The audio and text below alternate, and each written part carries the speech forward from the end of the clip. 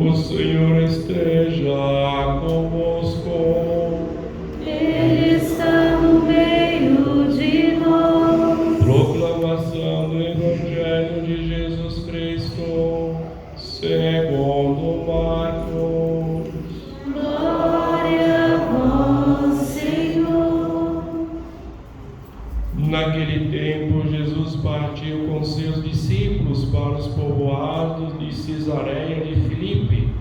No caminho perguntou aos discípulos: quem dizem os homens que eu sou? Eles responderam: alguns dizem que tu és João Batista, outros que és Elias, outros ainda que és um dos profetas. Então ele perguntou: e vós, quem dizeis que eu sou? Pedro respondeu: tu és o Messias. Jesus proibiu-lhes severamente de falar a alguém a seu respeito. Em seguida começou a ensiná-los, dizendo que o Filho do Homem devia sofrer muito, ser rejeitado pelos anciãos, pelos sumos sacerdotes e doutores da lei, devia ser morto e ressuscitar depois de 3 dias. Ele dizia isso abertamente. Então Pedro tomou Jesus à parte e começou a repreendê-lo. Jesus voltou-se e olhou para os discípulos e repreendeu a Pedro, dizendo: vai para longe de mim, Satanás. Tu não pensas como Deus, e sim como os homens. Então chamou a multidão com seus discípulos e disse: se alguém me quer seguir, renuncie a si mesmo, tome a sua cruz e me siga. Pois quem quiser salvar a sua vida, vai perdê-la. Mas quem perder a sua vida por causa de mim e do Evangelho, vai salvá-la. Palavra da salvação. Glória a vós, Senhor. Que a palavra do Santo Evangelho cancele os nossos pecados. Amém.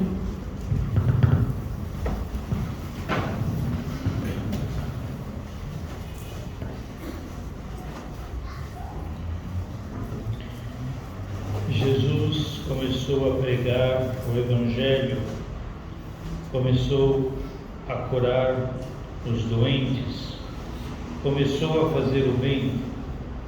E aí, em certo ponto, partindo do Cesareia de Filipe, ele perguntou aos discípulos: que dizem que eu sou?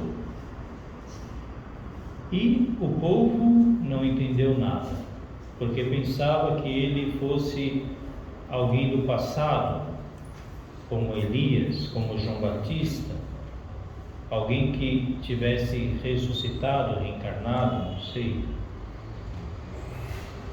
E Jesus, ele vai dizer: então, mas e vocês que estão comigo, mais próximos, vocês que todos os dias caminham comigo, o que vocês dizem que eu sou? E Pedro vai acertar: tu és o Messias, quer dizer, o esperado, o prometido. Só que Jesus, ele vai dizer para que não falem nada para ninguém, porque não basta saber quem é Jesus, é preciso entender o que ele veio fazer, o que e como ele vai fazer, como ele vai agir. Então, Jesus, ele vai dizer: não digam nada, e começa a dizer a eles que o Filho do Homem vai ser entregue, vai sofrer e depois vai ressuscitar depois de 3 dias. E Pedro vai chamar ele de canto e vai falar, vai repreendê-lo, vai repreender o Senhor Jesus. E Jesus vai dizer: sai longe, vai para longe de mim, Satanás. Na realidade, Jesus vai dizer: vai para trás de mim, Satanás. Satanás é aquele que bloqueia, aquele que é um obstáculo, para realizar a vontade de Deus. E toda vez que nós somos um obstáculo para o nosso irmão para realizar a vontade de Deus, nós nos estamos agindo como Satanás, como um obstáculo, e não estamos agindo com Deus, em favor de Deus. Agora é interessante porque Pedro se ousa a não aceitar o mestre, a querer chamar o mestre de canto e a repreender o mestre. Paulo se atreve a repreender o Senhor Jesus. Isso porque provavelmente ele, por mais que ele deseja, tinha admiração por Jesus, por mais que ele entendesse quem era que estava ali com ele, o Messias, o esperado, o prometido, ele não tinha ainda uma entrega total a nosso Senhor Jesus Cristo. Ele não se tinha ainda entregado totalmente ao Senhor Jesus. E nós somos também assim. Porque quantas vezes Jesus aqui ele começa a falar de dor, de sofrimento, e Pedro logo chama ele e fala: mas que é isso? Vamos parar com essa história. Que sofrimento que nada? Devemos viver a vida. Você é o Messias, como você vai sofrer? Não consegue entender ou admitir que o Filho de Deus, que o Messias, o prometido, deveria sofrer. Era algo que eles não entendiam, não compreendiam, não poderiam compreender, não poderiam conceber na sua inteligência algo semelhante. Assim como nós, às vezes, não compreendemos o porquê que nós devemos sofrer, o porquê tem tantas dificuldades na nossa vida. Então começamos a colocar desculpas, achando que são os nossos pecados, que eu estou sofrendo porque eu não sou merecedor, colocando várias coisas. E não entendemos que este é o caminho para depois chegarmos à ressurreição. A ressurreição que o Senhor Jesus nos prometeu. Nós escutamos mais falar sobre os momentos em que o Senhor vai ser entregue, vai sofrer, vai ser preso, e não escutamos que depois ele vai ressuscitar. E nós, quando sofremos, nós lembramos de quê? De que Jesus sofreu, mas eu não quero sofrer. E ficamos presos no sofrimento, e não procuramos enxergar além, depois do sofrimento. O sofrimento é apenas um momento, é apenas uma passagem que todos devemos passar, para depois chegar à ressurreição, assim como a morte. Para atingirmos, para sermos ressuscitados, devemos morrer. Se nós não morremos, não ressuscitamos. Então devemos entender e olhar aquilo que de fato é importante na nossa vida. Estamos trilhando o caminho que o Senhor nos pede, que o Senhor deseja para nós? Então, se eu estou trilhando o caminho, é claro que virá sofrimento, é claro que virá perseguições, é claro que virá calúnias. Isso é claro. E tudo isso virá também, de uma certa forma, para o nosso bem, porque dessa forma somos cada vez mais purificados. Cada vez mais quebramos o nosso orgulho, o nosso eu, as nossas ambições, e assim nos preparamos para a ressurreição. É dessa forma que o Senhor nos prepara para a ressurreição, aprendendo a morrer para as coisas deste mundo, aprendendo a morrer para o nosso eu, para as nossas coisas, para as nossas ambições, para os nossos desejos. E aí o Senhor depois, Ele nos levará, pegará pela mão e nos ressuscitará. Então precisamos não pensar como Pedro pensou. Precisamos nos colocar não na frente de Jesus, que é o que fazemos toda vez que o questionamos, toda vez que brigamos com Deus, toda vez que achamos que é injusto na nossa vida sofrer ou padecer determinadas coisas.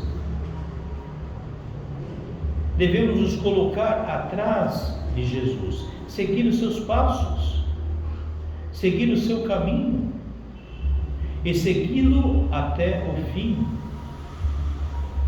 passando por tudo que devemos passar. Jesus, Ele sofreu na sua carne, na sua pele, mas sofreu também insultos. Ele também foi humilhado, Ele também foi zombado. Quanto sofrimento Jesus passou, e nós às vezes, qualquer coisa, reclamamos, murmuramos. Então devemos nos colocar atrás de Cristo, não nos colocar na frente, não sermos de obstáculos, mas colocar sempre atrás do Senhor. E para colocarmos atrás do Senhor, precisamos entender o que Deus quer de nós. E o que é que Deus quer de nós? Que nós ressuscitemos. Ele quer nos conduzir para a ressurreição. Se morrermos com Cristo, com Ele ressuscitaremos. E isso não podemos esquecer. Nunca podemos esquecer isso. Se sofremos com Cristo, se morrermos com Cristo, nós ressuscitaremos também com Ele. E Jesus vai dizer abertamente isso: vai atrás de mim, vai atrás de mim, Satanás. Vai dizer a Pedro. Vai dizer: se alguém me quer seguir, renuncie a si mesmo, tome sua cruz e me siga. É o que eu disse, devemos aprender a renunciar às coisas deste mundo, a renunciar a nós mesmos e seguir a Cristo. Se nós vermos na primeira leitura, no profeta Isaías vai dizer próprio isso, que o Senhor abriu os ouvidos, né? Semana passada, se eu não me engano, vemos que Jesus curou os cegos, curou os surdos. Mas abriu os ouvidos para quê? Para entender a sua vontade, para entender, para escutar a sua voz, não para escutar as coisas deste mundo, não para seguir e ser orientado pelas coisas deste mundo. O profeta vai dizer que o Senhor abriu seus ouvidos para entender a vontade de Deus, para compreender o que Deus queria na sua vida. E por isso, porque ele entendeu o que Deus queria na sua vida, ele virou as costas para as chicotadas, ele ofereceu a face para tirarem a sua barba. Ele soube sofrer, soube se entregar e confiar em Deus, porque compreendeu o que Deus estava pedindo para ele. É o que nós devemos fazer, entender o que Deus quer para cada um de nós, porque nós não estamos fazendo a vontade de Deus, nós estamos fazendo a nossa vontade. Nós não estamos seguindo a Cristo verdadeiramente, Estamos simplesmente vivendo neste mundo, sem lembrarmos que aqui é uma passagem. Então nós não nos preparamos para a vida futura. Simplesmente vivemos para este mundo. Procuramos fazer as coisas para este mundo. Por isso, irmãos, procuremos nós não termos medo, confiar no Senhor, não resmungarmos, não reclamarmos, não procurarmos enxergar só o sofrimento, mas enxergar próprio aquilo que Deus está realizando na nossa vida, aquilo que Deus quer realizar na nossa vida, tendo em vista aquilo que nós iremos receber, a vida eterna. Que o Senhor nos ajude a compreender o que é que Jesus de fato veio fazer. Não adianta conhecer o Senhor Jesus, precisamos entender o que Ele veio fazer e seguir os seus passos, nos colocarmos atrás dele, atrás do Senhor Jesus, não atrás de outras coisas, ideologias, não atrás de pensadores muito inteligentes, porque nada há neste mundo, nada mais sábio do que a palavra de Deus, nada há de mais atual do que a palavra de Deus. Não existe nada que pode ser mais atual, mais sábio. Se você quer aprender a sabedoria, leia a palavra de Deus todo dia e se deixe conduzir por ela, se deixe guiar por ela, porque ela te vai fazer forte, porque ela não alimenta só a sua sabedoria, alimenta também o seu espírito, a sua alma. Que o Senhor nos ajude na nossa vida a sermos fiéis ao Senhor até o fim, a sabermos renunciar a nós mesmos para que nós possamos salvar a nossa vida. Que o Senhor nos ajude a fazermos e a decidirmos sempre por Cristo Senhor na nossa vida.